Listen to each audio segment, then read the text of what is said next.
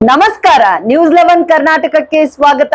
ನಾನು ಥಾನಮ್ಮ. ಹಾಲು ದರ ಹೆಚ್ಚಳ ಹಾಗೂ 8 ತಿಂಗಳಿಂದ ಪ್ರೋತ್ಸಾಹನ ಬಿಡುಗಡೆ ಮಾಡದ ಕಾಂಗ್ರೆಸ್ ಸರ್ಕಾರದ ವಿರುದ್ಧ ಆಗ್ರಹಿಸಿ ಭಾರತೀಯ ಜನತಾ ಪಕ್ಷದ ರೈತ ಮೋರ್ಚಾ ವತಿಯಿಂದ ಜಿಲ್ಲಾಧ್ಯಕ್ಷ ಆರ್.ಎಸ್. ಪಾಟೀಲ್ ಕುಚಬಾಳ್ ಹಾಗೂ ರೈತ ಮೋರ್ಚಾ ಅಧ್ಯಕ್ಷರಾದ ಗುರ್ಲಿಂಗಪ್ಪ ಅಂಗಡಿ ನೇತೃತ್ವದಲ್ಲಿ ನಗರದ ಜಿಲ್ಲಾಧಿಕಾರಿ ಕಚೇರಿ ಎದುರು ಬೃಹತ್ ಪ್ರತಿಭಟನೆ ಹಮ್ಮಿಕೊಳ್ಳಲಾಯಿತು. ನಂತರ ಜಿಲ್ಲಾಧಿಕಾರಿ ಮೂಲಕ ಮುಖ್ಯಮಂತ್ರಿಗೆ ಮನವಿ ಕೂಡ ಸಲ್ಲಿಸಲಾಯಿತು.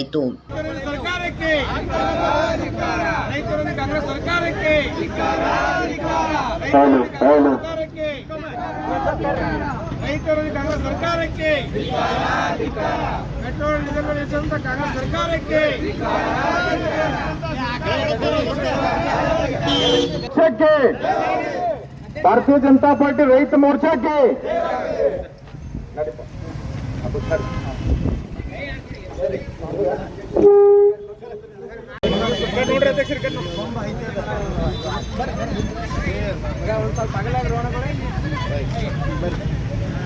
बोलो भारत माता की जय, बोलो भारत माता की जय.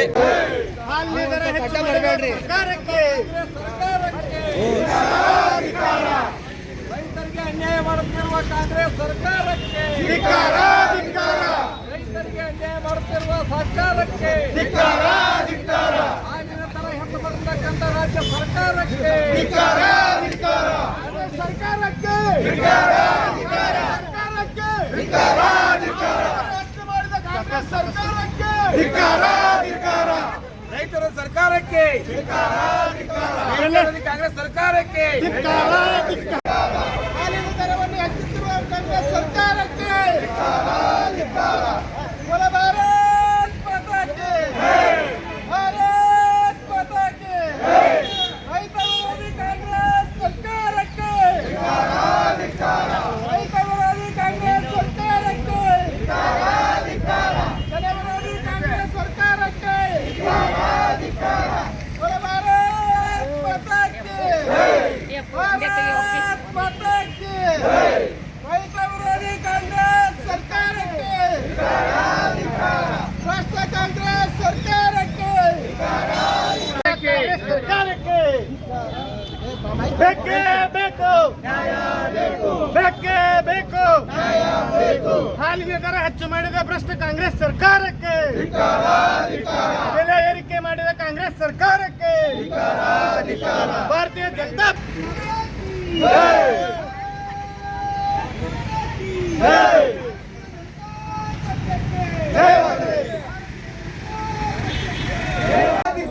ಬೇಕೇ ಬೇಕು ನ್ಯಾಯ ಬೇಕು.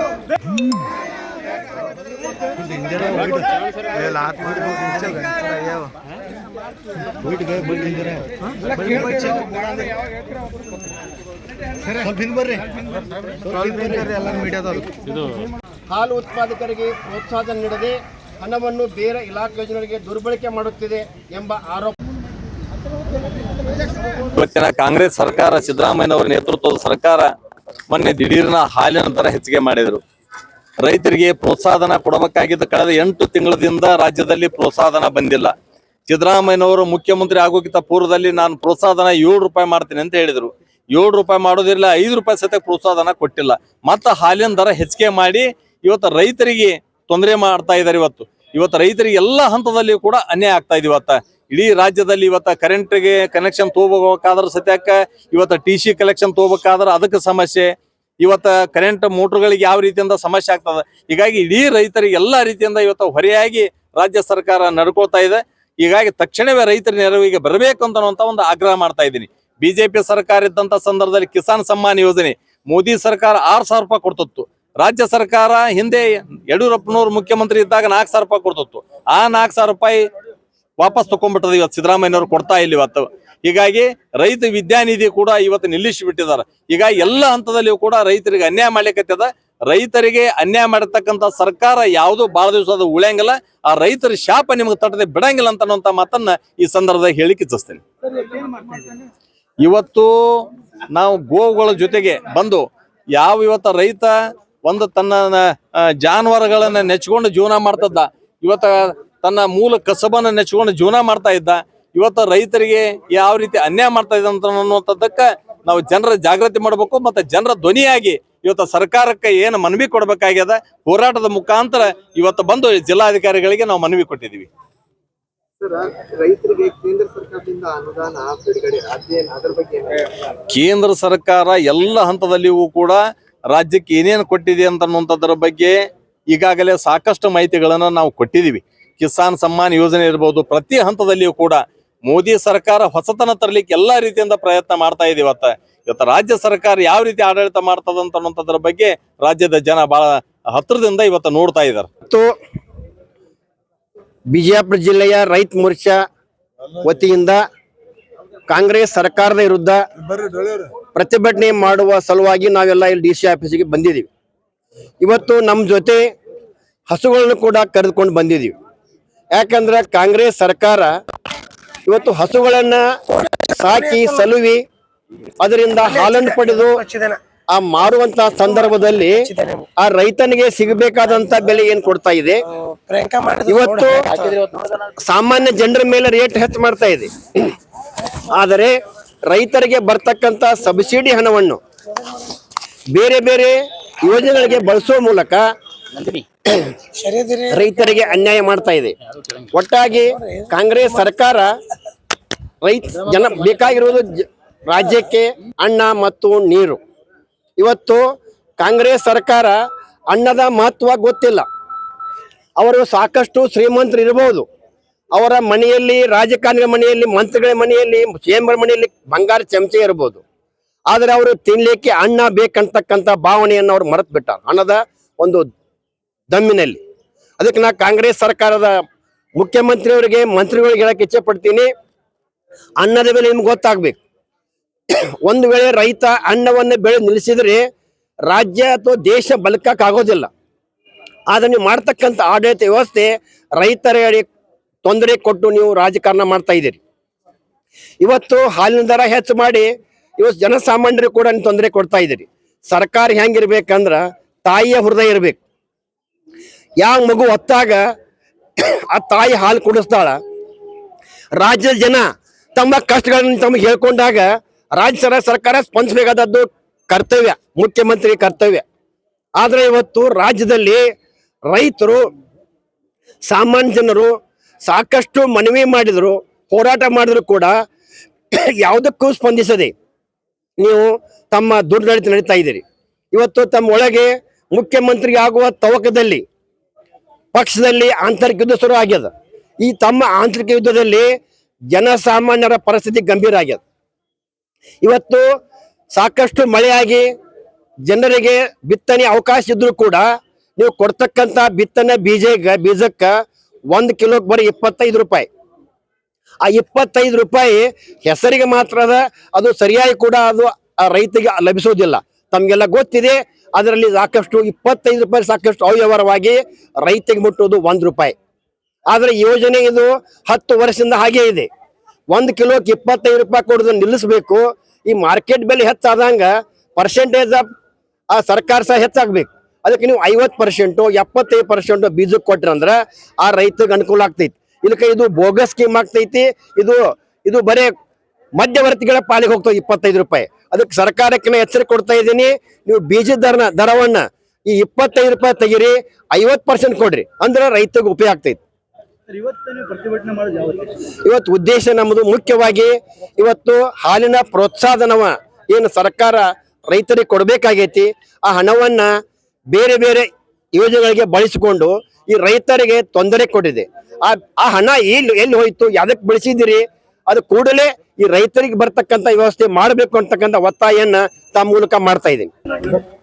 ಭಾರತೀಯ ಜನತಾ ಪಕ್ಷದ ವಿಜಯಪುರ ಜಿಲ್ಲೆಯ ರೈತ ಮೋರ್ಚಾ ಘಟಕದ ವತಿಯಿಂದ ನಮ್ಮ ಜಿಲ್ಲಾಧ್ಯಕ್ಷರಾದಂತಹ RS ಪಾಟೀಲ್ ಕುಚಬಾಳ್ ಅವರ ನೇತೃತ್ವದಲ್ಲಿ ಹಾಗೂ ನಮ್ಮ ರೈತ ಮೋರ್ಚಾ ಅಧ್ಯಕ್ಷರಾದಂತಹ ಗುರುಲಿಂಗಪ್ಪ ಅಂಗಡಿ ಅವರ ನೇತೃತ್ವದೊಳಗೆ ಇವತ್ತ ಕಾಂಗ್ರೆಸ್ ಸರ್ಕಾರದ ವಿರುದ್ಧ ಅವರ ಒಂದು ರೈತ ವಿರೋಧಿ ನೀತಿಯನ್ನ ಖಂಡಿಸಿ ಒಂದು ಬೃಹತ್ ಹೋರಾಟವನ್ನ ಮಾಡಲಾಗಿದೆ.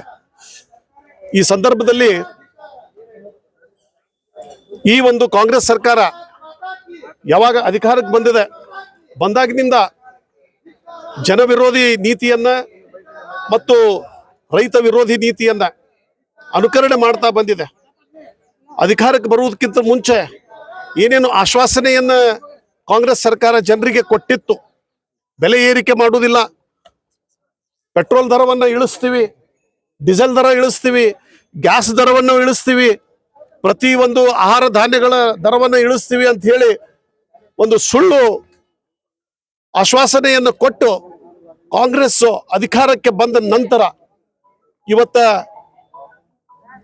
ಯಾವುದೇ ಒಂದು ಗ್ಯಾರಂಟಿಗಳನ್ನು ಕೂಡ ಸರಿಯಾಗಿ ಅನುಷ್ಠಾನಕ್ಕೆ ಮಾಡಿಲ್ಲ. ತಾವು ಕೊಟ್ಟಂತಹ ಗ್ಯಾರಂಟಿಗಳನ್ನ 100 ಮಂದಿಯ ಒಂದು ಫಲಾನುಭವಿಗಳೊಳಗೆ ಕೇವಲ 30%, ಒಂದು 30 ಮಂದಿಗೆ ಅಷ್ಟ ಆ ಒಂದು ಗ್ಯಾರಂಟಿ ಯೋಜನೆಗಳು ತಲುಪ್ತಾ ಇದ್ದಾವೆ. ಮತ್ತು ಈ ಒಂದು ಆ ಗ್ಯಾರಂಟಿಯನ್ನ ಪೂರೈಕೆ ಮಾಡೋದ್ರೊಳಗೆ ಜನರ ಮೇಲೆ ಹೊರೆಯನ್ನು ಹಾಕ್ತಾ ಇದ್ದಾರೆ. ಇವತ್ತು ನಾವು ನೋಡ್ತಾ ಇದ್ದೀವಿ ಡೀಸೆಲ್ ಮತ್ತು ಪೆಟ್ರೋಲ್ ಎಷ್ಟೊಂದು ಗಗನಕ್ಕೆ ಏರಿದೆ ಅಂತ ಹೇಳಿ. ಮತ್ತು ಆ ಒಂದು ಡೀಸೆಲ್ ಮತ್ತು ಪೆಟ್ರೋಲ್ ದರ ಏರಿಸುವುದರಿಂದ ಜನರಿಗೆ ಅದು ಇಂಡೈರೆಕ್ಟ್ ಆಗಿ ಎಲ್ಲ ವಸ್ತುಗಳ ಬೆಲೆ ಏರಿಕೆ ಆಗಿದಾವೆ. ಅದರ ಜೊತೆಗೆ ಮೊನ್ನೆ ಹಾಲಿನ ದರನ್ನು ಕೂಡ ಏರಿಸಿದ್ರು. ಅದು ಕೂಡ ಇವತ್ತು ಜನಸಾಮಾನ್ಯರಿಗೆ ಒಂದು ಬಹಳಷ್ಟು ನುಂಗಲಾರದ ಒಂದು ತುತ್ತಾಗಿದೆ. ಹೀಗಾಗಿ ಪ್ರತಿಯೊಂದು ಹೆಜ್ಜೆಗೂ ಕಾಂಗ್ರೆಸ್ ಸರ್ಕಾರ ಈ ರೀತಿಯಾಗಿ ನಡ್ಕೊಂಡು ಹೋಯ್ತು ಅಂತಂದ್ರೆ ಜನರ ಜೀವನ ತತ್ತರಿಸಿ ಬೀಳ್ತಾ ಇದೆ. ಹೀಗಾಗಿ ಈ ಒಂದು ಜನರು ಇನ್ನೂ ಇದೇ ರೀತಿ ಕಾಂಗ್ರೆಸ್ ಸರ್ಕಾರ ನಡೆಸ್ಕೊಂಡು ಹೋಯ್ತು ಅಂತಂದ್ರೆ ಆ ಒಂದು ಸರ್ಕಾರದ ವಿರುದ್ಧ ದಂಗ ಏಳುವ ಸಮಯ ಬಹಳ ದೂರ ಇಲ್ಲ. ಭಾರತೀಯ ಜನತಾ ಪಕ್ಷ ಅಧಿಕಾರದೊಳಗಿದ್ದಾಗ 10,000 ರೂಪಾಯಿಯನ್ನ ರೈತರಿಗೆ ಈ ಒಂದು ಪರಿಹಾರವಾಗಿ ಬೆಳೆಯನ್ನ ಬಿತ್ತಬೇಕಾದಂತಹ ಸಂದರ್ಭದೊಳಗೆ ಕೊಡ್ಲಾಗ್ತಾ ಇತ್ತು. ಯಡಿಯೂರಪ್ಪನವರು 4,000 ಮತ್ತು ಮೋದಿ ಅವರು 6,000. ಬೊಮ್ಮಾಯಿ ಅವರ ರೈತ ವಿದ್ಯಾನಿಧಿಯನ್ನು ಕೂಡ ಇವತ್ತು ನಿಲ್ಲಿಸಲಾಗಿದೆ. ಅಂದ್ರೆ ಸರ್ಕಾರ ಟೋಟಲಿ ಏನಾಗ್ತಾ ಇದೆ ಅಂತಂದ್ರೆ it is a great failure ಅಂತೇಳಿ ಹೇಳ್ಬೋದು ನಾವು. ಯಾವುದೂ ಜನರ ಬಗ್ಗೆ ಕಾಳಜಿ ಇಲ್ಲ. ತಮ್ಮ ಸ್ವಾರ್ಥಕ್ಕಾಗಿ ಈ ಒಂದು ಜನರ ಮೇಲೆ ಭಾರವನ್ನ, ಜನರ ಮೇಲೆ ತೆರಿಗೆಯನ್ನ ಹಾಕಿ ಜನರನ್ನ ಸಂಕಷ್ಟಕ್ಕೆ ಈಡು ಮಾಡ್ತಾ ಇದೆ. ಅದಕ್ಕಾಗಿ ಇವತ್ತು ಭಾರತೀಯ ಜನತಾ ಪಕ್ಷ ಇದನ್ನ ವಿರೋಧಿಸಿ ರೈತ ಮೋರ್ಚಾದ ನೇತೃತ್ವದೊಳಗ ನಮ್ಮ ಗುರುಲಿಂಗಪ್ಪ ಅಂಗಡಿ ಅವ್ರದ್ದು ಮತ್ತು RS ಪಾಟೀಲ್ ಕುಚ್ಮಾಳ್ ಅವರ ನೇತೃತ್ವದೊಳಗ ಈ ಒಂದು ಪ್ರತಿಭಟನೆಯನ್ನು ನಾವು ಹಮ್ಮಿಕೊಂಡಿದ್ದೇವೆ. ಮತ್ತು ಇದನ್ನ ನಾವು ಎಲ್ಲರೂ ಕಠೋರವಾಗಿ ವಿರೋಧಿಸ್ತೀವಿ ಅಂತ ಹೇಳಿ ನನ್ನ 2 ಮಾತುಗಳನ್ನು ಮುಗಿಸ್ತೀನಿ. ನಿರಂತರ ಸುದ್ದಿಗಾಗಿ ನೋಡ್ತಾ ಇರಿ News11 ಕರ್ನಾಟಕ. ಲೈಕ್ ಮಾಡಿ, ಶೇರ್ ಮಾಡಿ, ಸಬ್ಸ್ಕ್ರೈಬ್ ಮಾಡಿ ಹಾಗೂ ಬೆಲ್ ಐಕಾನ್ ನ ಒತ್ತಿರಿ.